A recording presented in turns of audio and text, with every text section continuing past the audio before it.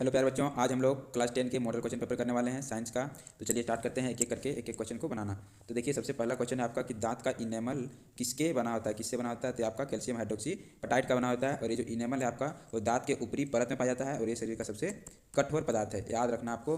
अब देखिए अगला क्वेश्चन आपका आ गया कि एक विलियन कुचले हुए अंडों के छिलकों के साथ अभिक्रिया करके एक गैस बनाता है, जो गैस क्या करता है, चूने के पानी को दूधिया कर देता है। तो ये विलियन में शामिल है। तो देखिए बच्चों, अंडे का जो छिलका होता है वो क्या होता है, CaCO3 का बना होता है। और ये जो विलियन है वो कौन सा है आपका, HCl है, वो आपका HCl है। और ये HCl जब CaCO3 के साथ अभिक्रिया करता है तो आपका ये बनाता है CaCl2 प्लस H2O बनाता है और CO2 गैस बनाता है। और देखिए बच्चों, यही CO2 गैस बन रहा है और ये गैस क्या कर देता है, चूने के पानी को दूधिया कर देता है, मतलब पूरा व्हाइट बादल जैसा कर देता है। तो इसमें आपका कौन सा सही हो जाएगा, यहाँ पर विलियन पूछा है तो यहाँ पर विलियन कौन है आपका, HCl है, मतलब हाइड्रोक्लोरिक अम्ल है। अब अगला क्वेश्चन है बच्चों कि एक तत्व ऑक्सीजन के साथ अभिक्रिया करके उच्च गलनांक वाला यौगिक बनाता है, यह यौगिक जल में भी घुलनशील है। तो यह तत्व कौन सा है। देखिए बच्चों, ऑक्सीजन के साथ अभिक्रिया करके क्या बना रहा है, उच्च गलनांक वाला यौगिक। तो वो तत्व कौन सा है, कैल्शियम है। जब कैल्शियम ऑक्सीजन के साथ अभिक्रिया करेगा तो CaO बनाएगा, जिसको हम लोग बिना बुझा हुआ चूना कहते हैं। और इसका गलनांक बहुत उच्च होता है, पानी डालने पर ये तुरंत क्या होता है, गल जाता है। ठीक है बच्चों, तो इसमें कौन सा हो जाएगा आपका, कैल्शियम हो जाएगा। ऑप्शन नंबर ये से हो जाएगा। अब देखते हैं अगला क्वेश्चन। अगला क्वेश्चन आपका जीव विज्ञान से है कि मानव पुरुषों में यौवन की आयु क्या होता है। यौवन का मतलब मानव पुरुष में जो है वो जनन करने की जो क्षमता है, जो जनन करने का गुण है वो आने लगता है। जैसे दाढ़ी मूछें आने लगता है, शुक्राणु बनना शुरू हो जाता है, ये सब जो है आने लगता है कब, 12 से 14 वर्ष में। ठीक है बच्चों, आप लोग को याद रखना है 12 से 14 वर्षों के बीच में आपका शुरू हो जाता है पुरुषों में यौवन। यौवन मतलब उसका लैंगिक गुण है वो सब उसका शुरू हो जाता है। ठीक है बच्चों, अब आगे देखते हैं 5 नंबर क्वेश्चन कहता है, जब हाइड्रोजन सल्फाइड गैस को कॉपर सल्फेट के नीले घोल से गुजारा जाता है तो अवक्षेप का रंग क्या होता है। देखिए बच्चों, क्या है हाइड्रोजन सल्फाइड को हम लोग H2S से लिखते हैं। इसको किसके साथ कर रहा है, कॉपर सल्फेट के साथ, CuSO4 के साथ। तब पूछ रहा है कि ये जो है कॉपर सल्फेट, ये भी कैसा है, ये नीला है, ये नीला है। और ये घोल से जब गुजारा जाता है H2S को CuSO4 के साथ, तब क्या होता है, अवक्षेप का रंग, मतलब यहाँ जो बना उसका रंग। तो देखिए बच्चों, यहाँ पर आपका क्या बनता है, तो जब H2S को CuSO4 के साथ अभिक्रिया कराया जाता है तो आपका CuS बनता है प्लस H2SO4 बनता है बच्चों। ठीक है, तो H2SO4 ये जो आपका, इसका ये क्या, यही आपका अवक्षेप, और इसका रंग जो है बच्चों आपका हो जाता है काला। कैसा, काला हो जाता है। तो देखिए, और काला कौन ऑप्शन में, ऑप्शन सी में। तो इसका ऑप्शन सी से हो जाता है। अब अगला क्वेश्चन हम लोग देखते हैं, क्वेश्चन नंबर 6 क्या कहता है, निम्नलिखित में से कौन सा भौतिक परिवर्तन है। तो देखिए, आसुत जल का उबलना, यहाँ पे कौन भौतिक परिवर्तन नहीं है। ठीक है बच्चों, यहाँ भौतिक परिवर्तन कौन नहीं है वो पूछा है। तो देखिए, आसुत जल का उबलना आपका भौतिक परिवर्तन है, चीनी का कार्मेलाइजेशन आपका भौतिक परिवर्तन नहीं है, और पानी में नमक का विघटन ये भौतिक परिवर्तन है। अब देखिए, इसका कौन सा हो जाएगा, पूछा नहीं है, मतलब इसका ऑप्शन नंबर बी से हो जाएगा आपका, इसका ऑप्शन नंबर बी से हो जाएगा। चीनी का कार्मेलाइजेशन ये भौतिक परिवर्तन है, ये एक रासायनिक परिवर्तन है, ये एक रासायनिक परिवर्तन है। ठीक है, अब अगला क्वेश्चन देखते हैं हम लोग, क्वेश्चन नंबर 7।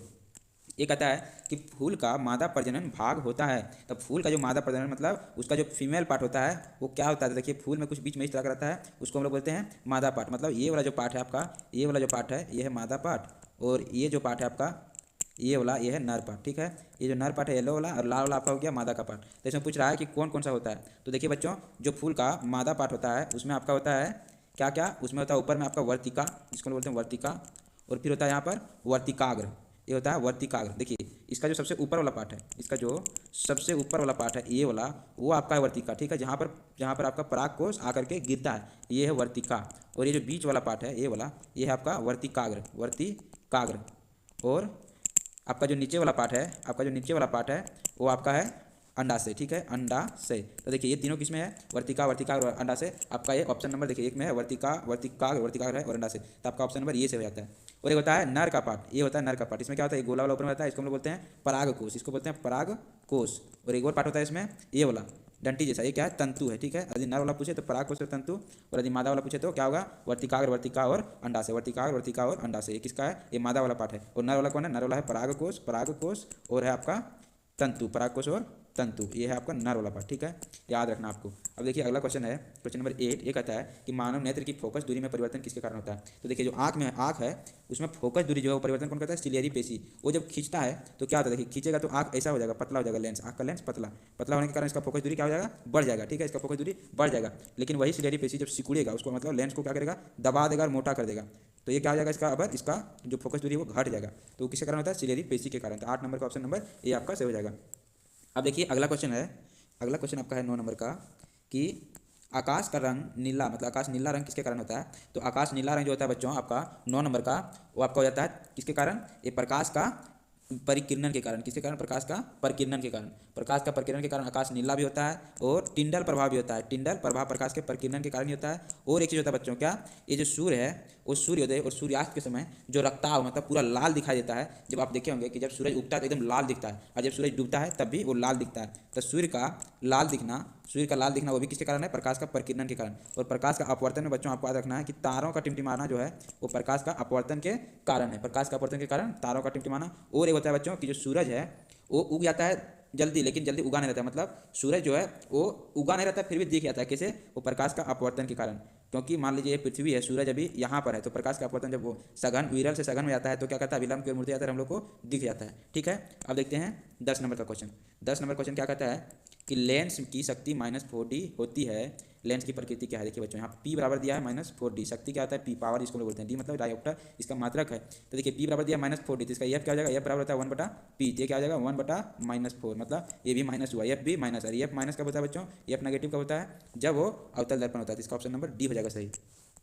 देखिए बच्चों, अगला क्वेश्चन है मटर में एक शुद्ध लंबे पौधे कैपिटल टी को शुद्ध छोटे पौधे स्मॉल टी के साथ संकलित किया जाता है। तो F2 पीढ़ी में शुद्ध लंबे पौधे और शुद्ध छोटे पौधे का अनुपात क्या होता है? देखिए सबसे पहले संकलित कराते हैं कैपिटल टी स्मॉल टी को, जैसा कि यहाँ पर क्वेश्चन में दिया है। तो क्या इसको संकलित करेंगे, मतलब क्रॉस करेंगे, क्या आएगा? इसको इसके साथ करेंगे तो कैपिटल टी स्मॉल टी, एक बार इसको इसके साथ करेंगे तो कैपिटल टी स्मॉल टी, और एक बार इसको इसके साथ करेंगे तब भी कैपिटल टी स्मॉल टी, और इसको इसके साथ करेंगे तो तब भी कैपिटल टी स्मॉल टी। देखिए एक किसका आ गया? F1 पीढ़ी का। F2 का कैसे निकालते हैं? तो जो F1 पीढ़ी का आया है वही उसी कोई दो को हम लोग आपस में संकलित कराते हैं। तो देखिए इसको आपस में करेंगे कितना? कैपिटल टी और कैपिटल टी। इसको इसके साथ करेंगे तो कैपिटल टी स्मॉल टी, इसको इसके साथ करेंगे तो कैपिटल टी स्मॉल टी। ठीक है, और इसको इसके साथ करेंगे तो स्मॉल टी और स्मॉल टी आएगा। मतलब देखिए यहाँ पर आपका कितना आ गया है? वो कैपिटल टी दो आया है। मतलब ये देखिए कैपिटल टी आपका एक आया है, और ये दोनों क्या है? Capital T small T. ये है आपका शुद्ध लंबे, क्योंकि यहाँ पर दोनों कैपिटल टी है और ये शुद्ध छोटे, मतलब यहाँ पर दोनों स्मॉल टी है। तो शुद्ध लंबे कितना? 1, और शुद्ध छोटे 1। तो आपका कौन सा ऑप्शन सही हो जाएगा? 1/1। ठीक है, और यदि सबका पूछे तो क्या होगा? 1/2/1। क्यों? क्योंकि शुद्ध लंबे पौधे 1 हो गया आपका, और 2 हो गया क्या? ये शुद्ध लंबे पौधे नहीं है, ये क्या है? अशुद्ध लंबे पौधे। क्योंकि कैपिटल टी 1 हुआ, यदि कैपिटल टी 1 आपका रहेगा तो लंबा होगा, क्योंकि कैपिटल टी जो प्रभावी लक्षण है। कैपिटल टी क्या है? प्रभावी है, प्रभावी होने के कारण लंबा हुआ। और स्मॉल टी अप्रभावी है, प्रभावी नहीं है। ये जो है इसका लक्षण तभी दिखेगा जब दोनों में स्मॉल टी होगा। तो देखिए यहाँ पर सभी का अनुपात पूछे तो कितना आएगा? 1/2 और 1। ठीक है, और यदि सिर्फ पूछे शुद्ध लंबे का और शुद्ध छोटे का तो आपका हो जाएगा 1/1, क्योंकि शुद्ध लंबे 1 और छोटे शुद्ध कितना है? 1 हो। तो इसका ऑप्शन नंबर सी से हो जाएगा। अब अगला क्वेश्चन देखते हैं। अगला क्वेश्चन कहता है कि एक वस्तु अवतल दर्पण के सामने 20 सेंटीमीटर की दूरी पर रखी गई है, जिसकी फोकस दूरी 25 सेंटीमीटर है। वस्तु का आवर्धन क्या है? एम बराबर आपको पूछा है बच्चों। तो एम बराबर हम लोग क्या जानते हैं? एम बराबर होता है -b/u। तो देखिए एम निकालने के लिए भी चाहिए, यू चाहिए। आपको देखा क्या यहाँ पर? देखिए वस्तु अवतल दर्पण के सामने 20 सेंटीमीटर दूरी पर है, मतलब ये u बराबर दिया है। u बराबर कितना दिया है? 20 सेंटीमीटर। लेकिन यहाँ पर देखिए अवतल दर्पण है इसलिए u माइनस मिलेंगे। और क्या दिया है? फोकस दूरी आपको दिया है कितना? एफ बराबर जो दिया है आपको बच्चों वो दिया है -25 सेंटीमीटर। माइनस कर लिए क्योंकि ये जो अवतल दर्पण है उसका u और एफ दोनों माइनस में होता है। अब देखिए हम लोग को भी निकालना है, क्योंकि u का मान तो दिया है, u का मान हम लोग चाहिए और भी चाहिए, तो भी का मान निकालना है। तो भी का मान कैसे निकालते हैं? दर्पण सूत्र से। दर्पण सूत्र क्या है? 1/f बराबर 1/v प्लस 1/u होता है बच्चों। ठीक है, अब देखिए 1/f आपका कितना है? -25, और 1/v को 1/v, क्योंकि v का मान निकालना है। 1/u का मान कितना दिया है? u का मान देखिए यहाँ पर कितना दिया है? -20। ठीक है, -20 बिठा दिए।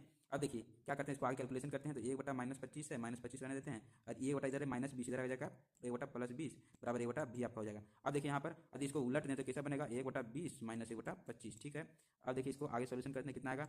देखिए ये जो 25 और 20 का एलसीएम आपका 100 आएगा, और 25-20 जो होता है वो 5 बार में आता है 100, 20-25 100, और आपका 25 जो आता है वो 4 बार में आता है 100। अब 5 में 4 कितना हो जाए? 1/100। ठीक है, अब 1/v बराबर आपको कितना आ गया? 1/100। 1/v बराबर 1/100। यदि दोनों का केचिया गुना करें या फिर उलट दें, ये इसको भी उलट दें, इसको भी उलट दें, तो कितना आएगा? v बराबर 100, मतलब v/1 बराबर 100/1, मतलब v बराबर 100 आ गया। देखिए बच्चों आपका v बराबर 100 आ गया। यहाँ पर आप क्या कीजिए? मान बिठा दीजिए v का कितना? पहले से एक माइनस रहने देते हैं, 100 आया, और u का मान आपको कितना दिया है? -25 दिया। ठीक है, अब देखिए ये माइनस कट गया, तो आपका कितना आएगा?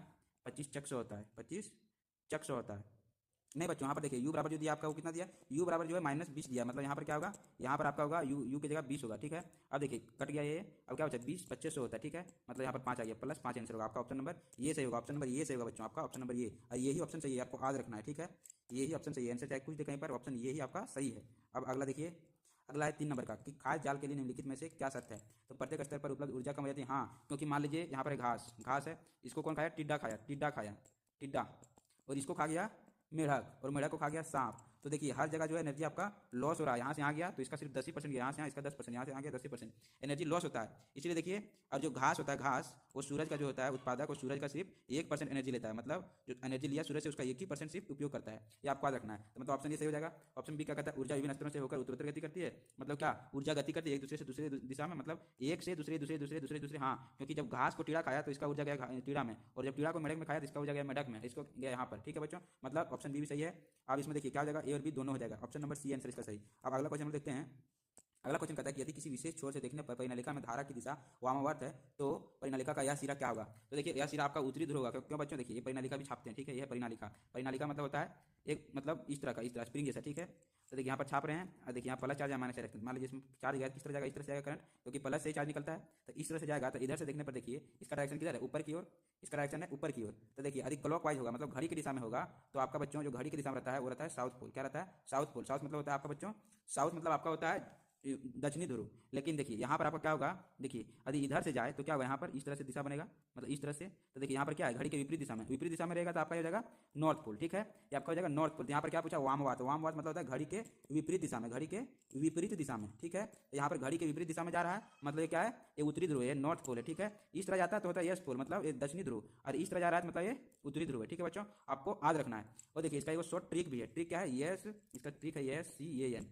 इसका मतलब जो इंग्लिश मीडियम का बच्चा वो इसको समझ जाएंगे आसानी से, लेकिन हिंदी मीडियम का थोड़ा आसान से इसको देखना, ठीक है। यस मतलब होता है साउथ पोल, साउथ पोल। सी मतलब क्लॉकवाइज, मतलब घड़ी के दिशा में जब रहेगा तो साउथ पोल होगा। और ये मतलब होता है एंटी क्लॉकवाइज। एंटी क्लॉकवाइज मतलब जब घड़ी के विपरीत दिशा में रहेगा तब क्या होगा, नॉर्थ पोल होगा। इसको इस तरह से आप याद रख सकते हैं। तो इसमें आपका आंसर क्या हो जाएगा, उत्तरी ध्रुव। उत्तरी ध्रुव मतलब north pole, N O R T H, north pole, ठीक है। अब देखिए अगला क्वेश्चन देखते हैं। अगला क्वेश्चन कहता है कि निम्नलिखित में से कौन सा व्यंजक सर्किट में विद्युत शक्ति का प्रतिनिधित्व नहीं करता है, मतलब इनमें से कौन विद्युत शक्ति नहीं है। तो देखिए हम लोग पी बराबर क्या जानते हैं, भी आई होता है। पी बराबर भी आई होता है। भी बराबर हम लोग जानते हैं क्या, आई और आर होता है। तो भी बराबर आई आर हो गया और आई एक पहले से, भी बराबर आई आर और आई को पहले से, कितना बन गया आपका यहाँ पर आई स्क्वायर आर, क्योंकि एक आई स्क्वायर और आर। तो देखिए पी बराबर एक और आ गया क्या, पी बराबर हम लोग जानते थे भी आई, लेकिन पी बराबर एक और आ गया क्या, पी बराबर आई स्क्वायर आर। एगो पी बराबर भी आई, एगो पी बराबर आई स्क्वायर आर। अब देखिए बच्चों हम लोग आई बराबर जानते हैं क्या, ओम का नियम से आई बराबर क्या होता है, आई बराबर भी बटे आर होता है। मतलब जहाँ आई है वहाँ भी बटे आर रख दें, भी बटे आर। देखिए आई पर यहाँ पर स्क्वायर लगा हुआ है मतलब इस पर स्क्वायर जाएगा और एक बार पहले से, तो इसको जब हल करेंगे कितना आएगा, बी स्क्वायर मतलब बी स्क्वायर, स्क्वायर दोनों पर मतलब नीचे वाला पर बी स्क्वायर आएगा गुना आर। अब देखिए एक आर से स्क्वायर कट गया, क्योंकि आर स्क्वायर मतलब होता है आर गुना आर,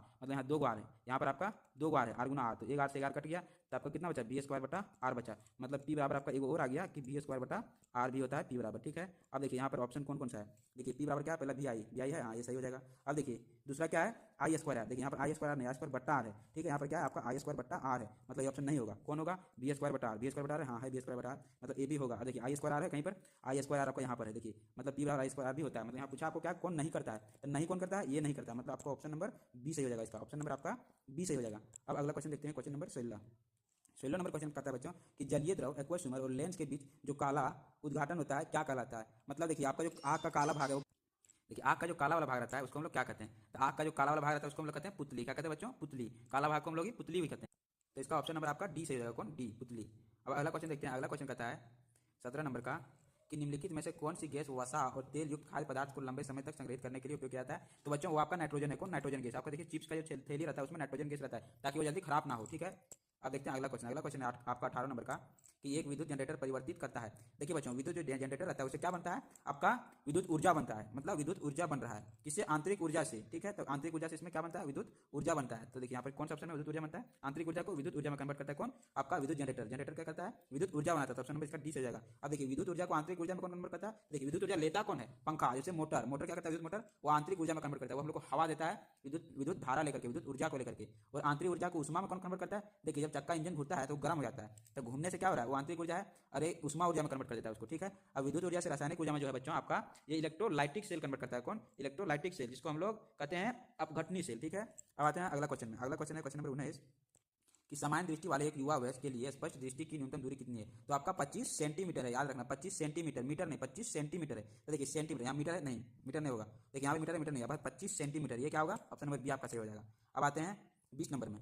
20 नंबर क्या है कि मानव आँख की किसी वस्तु का प्रतिबिंब कहाँ बनती है, सो पूछा है। तो देखिए प्रतिबिंब जो बच्चों वो रेटिना पर बनती है, कहाँ, रेटिना पर, उसको हम लोग कहते हैं दृष्टि पटल, दृष्टि, उसको हम लोग दृष्टि पटल भी कहते हैं, दृष्टि पटल, ठीक है। ये आपको याद रखना है, रेटिना को ही दृष्टि पटल बोलते हैं। तो रेटिना कहाँ, ऑप्शन नंबर ये में वो सही हो जाएगा आपका। अब आते हैं 21 नंबर का। 21 नंबर क्या कहता है कि निम्नलिखित में से कौन सा उत्पादक का उदाहरण है। उत्पादक मतलब होता है बच्चा जो अपना खाना स्वयं बनाता है, ठीक है, वही उत्पादक है, वो खाना का उत्पादन स्वयं करता है। तो कौन, घास, क्योंकि पेड़ पौधा के अंदर आता है घास, तो घास अपना खाना स्वयं बनाता है। सूर्य के ओस वाला पौधा नहीं, ये क्या करता है, दूसरे पौधा पर, वो दूसरे पौधा पर परजीवी के रूप में काम करता है और उससे चूस लेता है उसका सब ऊर्जा को। अब देखिए गाय, गाय तो ये क्या हो गया, आपका विषम पोषी हो गया, अपना खाना खुद में बनाता है, क्या कहता है, घास फूस खाता है, जो कि एक उत्पादक है। और चौथा है आपका जीवाणु, चौथा है जीवाणु। जीवाणु क्या करता है, वो दूसरे जीव में घुस के उसका पोषण खाना खाता है, ठीक है। अब आते हैं 22 नंबर क्या कहता है, पौधे से परिपक्व पत्तियों और फलों का गिरना किसके कारण होता है। तो देखिए बच्चों, ऑक्सीजन जो है इसके कारण पौधे वृद्धि करता है, क्या करता है, लंबाई में वृद्धि करता है, लंबाई में वृद्धि, ये आपको नहीं पूछा है, ठीक है। और साइटोकाइनिन जो होता है वो कोशिका विभाजन में मदद करता है, किसको, कोशिका विभाजन में, कोशिका विभाजन में। और ये जो आपका है एब्सिसिक अम्ल, ये आपका क्या करता है, पत्ते पत्ते को गिरना उसको प्रेरित करता है, पत्ता को प्रेरित करता है गिरने के लिए, ठीक है। और आपको यहाँ क्या पूछा, पत्तियों का परिपक्व और फलों का गिरना किसके कारण होता है, ये एब्सिसिक अम्ल के कारण होता है। और जिब्बेरेलिन क्या होता है, ये बच्चों आपका तना का वृद्धि करता है, किसका, तना का वृद्धि करता है। देखिए लंबाई का वृद्धि कौन किया, ऑक्सीजन, जिब्बेरेलिन आपका तना का वृद्धि, साइटोकाइनिन कोशिका विभाजन, ठीक है, कोशिका को सेल भी कहते हैं, याद रखना, सी से साइटोकाइनिन और सी से सेल विभाजन। और एब्सिसिक अम्ल क्या करता है, पत्ते के गिराना, फल का पक के गिरना, ये सब एब्सिसिक अम्ल के कारण होता है। अब आते हैं अगला क्वेश्चन, अगला क्वेश्चन है कि शरीर का वह भाग जो तंत्रिका तंत्र से भेजे गए निर्देशों पर प्रतिक्रिया करता है, उसे कहते हैं, उसे क्या कहते हैं बच्चों, उसे प्रभावक कहते हैं, उसे प्रभाव कहते हैं। और ये प्रभाव जो उसको हम इफेक्टर भी कहते हैं, ये क्या करता है, एक होता है ग्राही, ये जो ग्राही है बच्चों, ये ग्राही क्या है, ये ग्राही आपका बाहरी यांत्रिक उत्तेजनाएं जो महसूस होता है उसे उससे मतलब उत्तेजनाएं महसूस करके उसे आपका मस्तिष्क तक भेजने का काम करता है कौन, ग्राही, उसको ग्राही किस रूप में, इलेक्ट्रिकल सूचनाओं के रूप में। और ये जो प्रभावक होता है, ये प्रभाव क्या होता है, ये प्रभावक आपका तंत्रिका तंत्र से भेजे गए निर्देश पर प्रतिक्रिया करता है। मान लीजिए आप कहीं कट गए हैं, तो जहां पर कटे ना वहां पर प्रभावक रहता है जो उसको प्रतिक्रिया देता है कि वहां पर क्या करना है। अब आते हैं टाइप 24 नंबर में, 24 नंबर क्वेश्चन कहता है कौन सा रेफ्रिजरेटर ओजोन परत के क्षरण के लिए जिम्मेदार है। तो आपका सीएफसी, सीएफसी मतलब होता है क्लोरोफ्लोरोकार्बन, क्लोरोफ्लोरो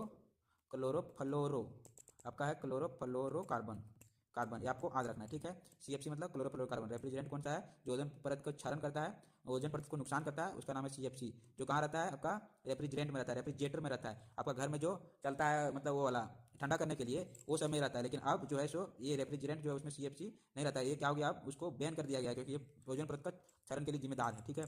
अब आते हैं 24 के बाद 25 का, ये कहता है निम्नलिखित में से कौन जल के साथ अधिक अभिक्रियाशील है। तो देखिए सोडियम जो होता है वो अधिक अभिक्रियाशील है, क्यों, इसीलिए हम लोग इसको मिट्टी के तेल में डुबा कर रखते हैं, इसको मिट्टी के तेल में डुबा कर रखते हैं। यदि ये वायु के संपर्क में आए तो आग लग सकता है, जल में जाते हैं तो एकदम पूरा आग लग जाएगा, इसलिए क्या है, ये अधिक अभिक्रियाशील है जल के साथ, ठीक है।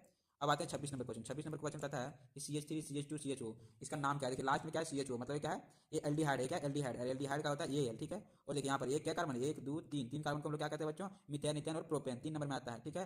मतलब क्या है, प्रोपेन, प्रोपेन है, तब प्रोपेन प्लस AL क्या बन गया आपका, प्रोपेनल, प्रोपेनल मतलब क्या हो जाएगा, प्रोपेनल हो जाएगा, ठीक है। प्रोपेनल कौन सा ऑप्शन में आपका, देखिए ऑप्शन नंबर डी से हो जाएगा, ठीक है। अब अगला क्वेश्चन देखते हैं हम लोग बच्चों, अगला क्वेश्चन है 27 नंबर का कि अभिक्रिया C6H12O6 ये जो बनाता है CO6CO2 और 6H2 ऊर्जा देता है। ऊर्जा कब देता है हम लोग को, जब श्वसन लेते हैं, क्या श्वसन की अभिक्रिया बच्चों। एक ग्लूकोज है, ग्लूकोज जो खाएं और श्वास लिए, जब ग्लूकोज टूटा श्वास के जरिए, मतलब जो ऑक्सीजन है थोड़ा ग्लूकोज को कार्बन डाइऑक्साइड और H2O में, तो ये कार्बन डाइऑक्साइड बाहर आता है, H2O भी बाहर आता है और हम लोग को ऊर्जा चाहिए, ऊर्जा लिया जाता है, मतलब ये पूरा अभिक्रिया जो क्या है श्वसन। और जो श्वसन होता है बच्चों, जिसमें किसी में ऊर्जा बनता है तो वो क्या होता है, उसमें क्षेपीय अभिक्रिया, हम लोग इसे भी जानते हैं कि श्वसन उसमें क्षेपीय अभिक्रिया है, ठीक है। अब आते हैं हम लोग 28 नंबर क्वेश्चन में, 28 नंबर क्वेश्चन कहता है कि एक न्यूरॉन के भीतर सूचना कैसे प्रवाहित होता है। तो देखिए बच्चों, जो न्यूरॉन होता है ना, न्यूरॉन न्यूरॉन अभी छाप के होता है, न्यूरॉन कुछ इस तरह का होता है आपका, इस तरह का, इस तरह का और इस तरह का, इस तरह का, इस तरह का, आप देखे होंगे इस तरह का फिगर न्यूरॉन का, ठीक है।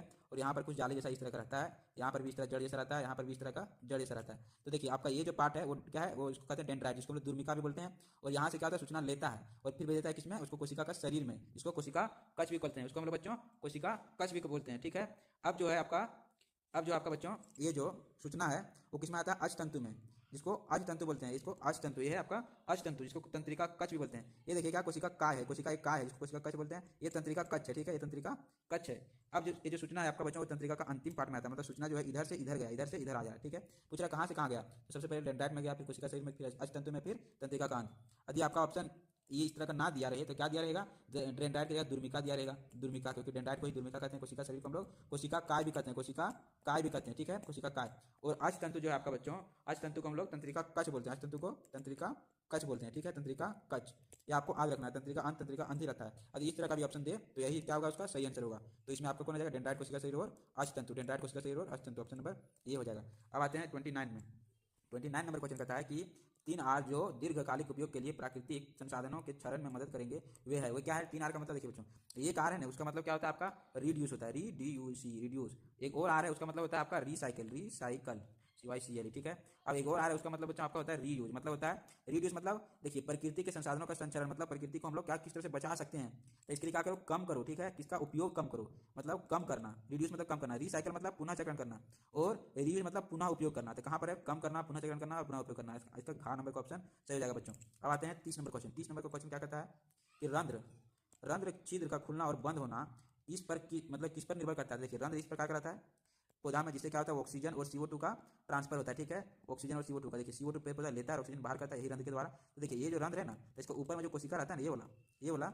ये क्या है, द्वार कोशिका, यही क्या करता है, इसको नियंत्रित करता है बंद करने और खुलने में, बंद करने और खुलने में, ठीक है। तो क्या है, द्वार कोशिका, इसका आंसर हो जाएगा द्वार कोशिकाओं में जल। अब देखिए आपका मॉडल सेट पूरा कंप्लीट हो गया साइंस का। अगर यदि आपको इसी प्रकार का सारे मॉडल सेट चाहिए, आपका 6 गो मॉडल सेट आ गया बच्चों, तो आप क्या करें, इस चैनल को ज़्यादा से ज़्यादा सब्सक्राइब करें और ज़्यादा से ज़्यादा लोगों तक पहुँचाएं। Thank you.